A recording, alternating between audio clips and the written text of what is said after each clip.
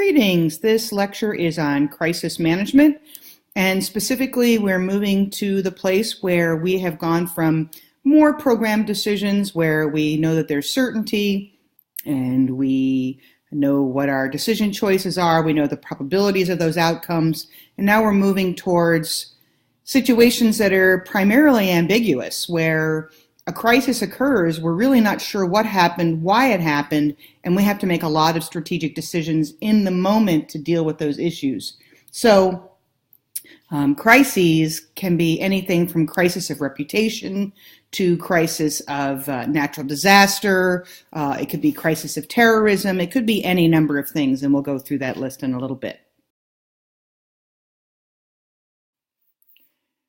The 1950s style disaster preparedness is the iconic duck and cover videos, and that you saw that video in the video collections for you to review for this module. And the interesting thing about disaster preparation in the 50s was that they thought ducking and covering was the way to assuage people's fears about nuclear war and what could expect with a nuclear bomb that was going to fall. And we all know that obviously that was not a solution, because nothing would withstand, certainly not a wooden desk or even a metal desk could withstand, a nuclear bomb hitting you. Certainly not even if it was close by, for that matter. And think about this in context when we think about disaster preparation. This was during the Cold War. We weren't sure what was going to happen. We had this horrible fear about the bomb and what it could do, because we already saw what it could do in Hiroshima and Nagasaki. But people still had this sort of naive view of what they could do to protect themselves from this situation. People didn't really have a strong understanding of the science behind nuclear bombs, and really didn't understand that there was no way to survive a situation like that. So this simple solution, obviously the scientists understood this was not a real solution, but they believed that if they just assuaged people's fears, it was going to be, it would keep people calm and they would be able to continue to do their work. But we know that the scientists behind all this understood that, this duck and cover approach wasn't going to solve anything. It was just going to make people feel better. But we recognize now that truth is really, really important. Transparency is really important. Full disclosure is really important. And as you go through this lecture on crisis management and crisis leadership, you'll see that there are a lot of different factors that you need to take into account, and certainly not misleading people is really important. They need to recognize what impact the science is going to have on them. Moving on to the next slide, where we talk about disaster preparedness. What are some potential disasters? We've got everything on this list here, from dam failure to winter storms. And the thing that you need to be aware of is any one of these things could even happen here in the St. Louis area. Certainly there could be dam failure, although that's less likely and less of an issue, but it could certainly happen at smaller local levels. It's not like the Hoover Dam, right? Where something big is going down, but it's smaller. Earthquakes are a big deal here and can be a big deal. People are preparing for the New Madras fault to blow one more time. The last time I think it had an issue was 2008. So we certainly need to keep that into consideration. Floods are a big deal here. Fire can attack anybody at any time. There's a lot of railroads that go through this general area, so certainly hazardous materials being leaked is an issue. We've got refineries along the Mississippi River. There could be hazardous materials leaked there as well. Hurricanes are really not an issue here. Neither are landslides, but extreme heat can be. Nuclear power plants can be. Terrorism and bioterrorism always could be. Thunderstorms, tornadoes, absolutely. Tsunamis, maybe not so much. Volcano, probably not so much. But absolutely we could run into issues with winter storms, whether it's a blizzard or whether it is just an ice storm, which is what we're more normally used to in this area. These are things that we need to think about. And some of these things we can plan for. Some of the things we can actually be prepared for and have a plan in place to deal with it. And a lot of the natural disasters, we know that these can happen so we can be prepared in case something occurs, and have a procedure for handling that. But there are some things we can't plan for. We can't plan for a nuclear power plant emergency. We can't plan for bioterrorism. And while we can't necessarily plan for when a tornado comes, we certainly know how to deal with it in the aftermath. I mean, we have enough research out there, particularly for people that live in the tornado belt here, that we're pretty clear about how we can handle it. But we're not used to earthquakes. We don't have really good plans in place for how to deal with earthquakes. I don't think people really plan for the hazardous material things. And so again, these are concerns that we have to address and be prepared for. Moving on to the next slide, FEMA has traditionally been involved in helping businesses and people and businesses to recover after a crisis, after some sort of disaster. And one of the things that they recognized after some research was done, they realized that American businesses don't plan for disasters, whether they're man-made disasters or natural disasters. They don't plan well for them, and they don't recover. Small businesses particularly are hit the hardest. They make up a huge percentage of the nation's payroll, and they represent a large chunk of the types of businesses that exist in the world, or certainly in the U.S. And what we're seeing is if small businesses don't prepare for disasters or have a good plan in place, they're going to run into a lot of problems. And in the end, they may not survive a disaster, regardless of whether it's man-made or natural. So again, small businesses really need to invest an enormous amount of money into recovery plans, emergency plannings, things like that. And as it says in sort of the next slide, you have to be prepared. You have to get involved. You cannot put these kinds of things on the back burner. It may feel like, why are we planning for something that may never happen? This is how you plan for the unexpected. You have a plan in place that if something occurs, you at least have a standard operating procedure that you can go to be able to help your company survive these sorts of things. And after 9/11, employers had really no good idea how to contact their employees, where to have their employees set up as a backup plan, where data backup should be. These were considerations that a lot of employers put a lot of thought into, because no one ever thought that a disaster would happen. So suddenly, when you're facing, a major issue that's unprecedented, you never thought it would ever happen, you don't have a plan in place to manage it. It may seem like a lot of effort for a small probability, but keep in mind that if it does happen, you are in a situation where you haven't any preparation, and then the chances of you surviving it are going to be fairly slim. A little bit of investment of time up front makes it a lot more likely that you will survive later on. Now, does that mean that every company has business discontinuation insurance? It'd be great if you could. Small businesses probably can't afford the cost of that. But it doesn't mean that you can't have some kind of plan in place for how to deal with disasters as they pop up. So in the next slide, for small businesses, it is really important that they have a good plan in place, because a fourth of them don't survive a disaster. My favorite Chinese restaurant in Lower Manhattan never reopened after 9/11, and it had been around for over a decade that I knew of, and I'm sure longer than that. It had great, cheap, really good tasting Chinese food, and because they were a cash business and because they were closed down for so long, they lost an enormous amount of business. They couldn't stay open, and they failed. So these sorts of things do happen. So it is important. All businesses, large or small, but particularly small businesses, really focus on how they can be prepared for a disaster and have a plan in place to address that. In terms of disaster plans, obviously you want your plan to be as comprehensive as possible based on the things that are going to be the highest probability of occurring. Certainly things like floods are a big deal here. Things like earthquakes could be a big deal here, because we don't have the same kind of preparation as they do, say, in California or in Alaska, or areas where disasters like earthquakes happen more frequently, but it doesn't mean that we can't still be prepared for it.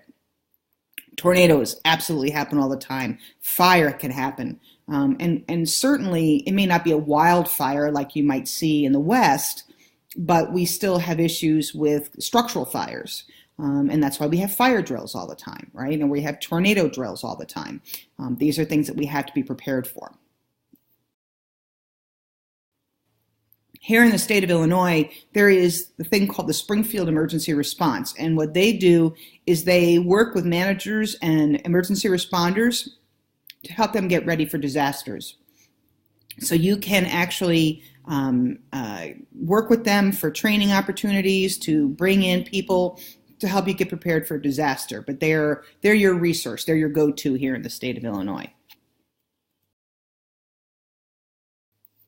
One of the things that a lot of crisis management plans recommend is making a shelter in place. Why would you want a shelter in place? Well, if there is a hazard, a chemical hazard disaster, or a nuclear power plant disaster, some sort of something going on outside where it might be hazardous to be outside of your building, you build a shelter in place so that you have a safe place for people to go to be protected. And this can even be in the situation of if there's a tornado that runs through the area that you're working in, right? You don't want people going out in their cars driving through a horrible place that's just been decimated by, a tornado, because you don't know what's going on with storms, and they could pop up and change direction at any time. So you create a shelter for people to be able to be there.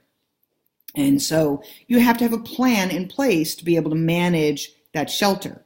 A couple things that you need to be aware of. You should have a warning system of some sort, whatever that might be, whether it's a telephone system or an internal alarm system or email system, whatever it is, but you need to have a warning system in place so people know what's going on and knowing that they need to disappear and manage that. You need to know who's in your building and who's not. That was one of the big issues after 9/11, is people realized they didn't know who was in their building. They didn't know where people were. There was no check-in or check-out procedure. So you should know who's in your building and who's not, who's absent and who's not. Are there guests? Are there vendors? Are there customers? And what are you going to do to support them? Because if something happens, obviously we need to be able to help them as well. So we don't know if somebody's, crushed under a shelf, or if they might be stuck in a corner in a room with no exit. We need to know where people are at all times.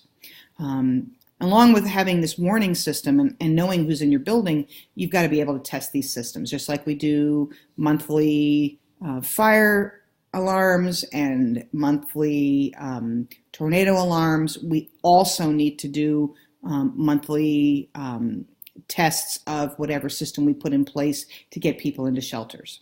And we also need to make sure in developing our plan that we have a plan in place for people who, A, don't speak English, because we may have customers or people who work for us that don't speak English well, or they may have a hearing impairment, and so we need to be prepared for that as well. Moving on to the next slide, in terms of other things to consider for a shelter-in plan, is making sure, again, that you have all your people, workers, visitors, customers, all accounted for. So having a check-in system. It's not because you're trying to poke into privacy, but you need to know who is where and when and why and how to manage them. You want to make sure you've got a head count as you start to gather people in an area, or you're trying to recover. You want to make sure you've got that head count ready to go. You want to make sure that you've got, if you have, and you can develop it, have a roster or a checklist that you manage. Now, again, why would you want a checklist? Of course, we've talked about in other material in this class how important it is to have a checklist, because when you're in a crisis, your attention gets narrowed and focused, and you forget things very easily. Things that you would normally do routinely is very easy to forget. So having a very good roster or checklist that you can go through to make sure things get done is imperative. So that needs to be set up laminated somewhere, so the person who might be, the safety officer for that floor or for that building can grab it, and they can work through that checklist to make sure people are in place and people are safe, and we've gone through and we make sure we've got our good head count and everybody's got water, and we're good to go. One thing you need to know from a legal perspective is you cannot force people to go into a shelter. If they don't want to go, they don't have to go. You don't have to force people to go out on a fire drill. That's their business. You cannot force people to participate in those drills, nor can you force them to go into a shelter if they choose not to. Is it in their best interest? Of course, and that's part of the messaging and the culture that you need to develop. But the bottom line is you cannot force them legally to go into it. Other things that you want to do to get your shelter-in-place plan going.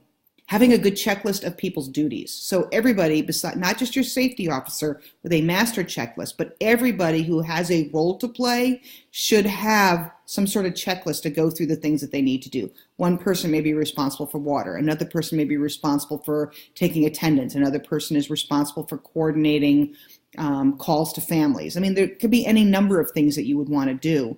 And it's up to the company to decide what are the most important things that they want to accomplish, in these duties, and make sure that everybody knows what their duties are. Just like we have a fire safety officer for each floor in a building, we have a shelter-in-place officer, or a sort of a shelter officer in place that helps people to get to their shelter and to deal with all the issues they need to deal with. As the next item, I've already sort of mentioned this, getting your emergency supply kits ready. And those supply kits need to include some food, but most important is to have water. It's very important that you've got water that's available so that people can drink. So you can go without food for a few days, but it's really difficult to go without water for a period of time. And you don't know what kind of crisis you're going to face. So it is important that we have supply kits with candles, flashlights, batteries, blankets, first aid material, some food if we can, most importantly water, anything to make sure, tarps to keep us protected in case there's issues with windows that are blown out or walls that are blown out. And the most important thing that we can do is make sure that we practice this plan regularly so that we're ready to go and that there's no issues when a problem arises. In terms of managing disaster plans, it's really helpful to coordinate with other businesses that might share the building with you or share a complex with you or in your general area. If a disaster happens in a large scale in your area, being able to coordinate with other employers and other businesses will be very helpful. So sharing information is a good idea, and practicing things together. You should also be working with your first responders, with Springfield if you're here in the Illinois side of the river, any kind of community organizers or community experts on disaster management, and really work with them to develop your plan. They will come in and advise you, they will consult with you to get a plan set up and make it work. It's also really important that you constantly are in contact with your suppliers, the people who do the shipping for you, your customers, anybody that you do business with, upstream and downstream, to make sure that they know what's going on and that you have a plan in place for how to manage a disaster if you cannot manage it anymore. For example, if you have a crisis, but you've got stuff leaving a distributor and it has to be shipped to clients, it doesn't have to go through your office. You can probably drop ship to your clients directly instead. Or if you've got a crisis at your location and you can't deal with customer phone calls, you forward the phone calls to another office or to another location. So find ways, to manage this. Annually, what should you be doing to manage your disaster plans? You want to make sure that you are revising and reviewing those plans on a regular basis. You make sure that you are when you make changes, that people are updated on what those changes look like.